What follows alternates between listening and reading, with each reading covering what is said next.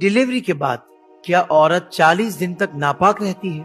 یہ عوام میں ایک غلط تصور رائج ہے جی۔ کہ ڈلیوری کے بعد جو عورت ہے وہ 40 دنوں تک ناپاک رہتی ہے، اور اس تصور کے ساتھ ہمارے خاتون کو ناپاک 40 دن تک ناپاک تصور کیا جاتا ہے۔ پہلی بات تو یہ کہ عورت ڈلیوری کے بعد 40 دن تک ناپاک ہو، یہ ضروری نہیں ہے، اچھا، اس لیے کہ جو ڈلیوری کے بعد جو بلیڈنگ ہوتی ہے اسے نفاس کہتے ہیں، ٹھیک ہے۔ اور نفاس کی کم سے کم کوئی مدت نہیں ہے۔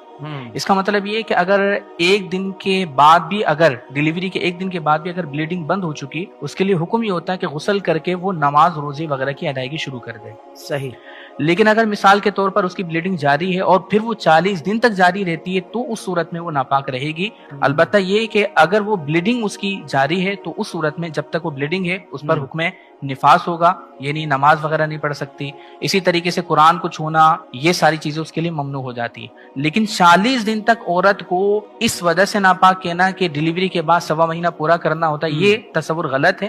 جب بلیڈنگ ہو رہی ہے تو یہ ناپاک، اس پر حکم ناپاکی ہوگی، لیکن اگر بلیڈنگ رک چکی ہے تو پھر حکم یہ ہوگا کہ وہ پاکی حاصل کر کے غسل وغیرہ کر کے نماز روزے کی ادائیگی وہ شروع کر دے۔ سبحان اللہ، سبحان اللہ۔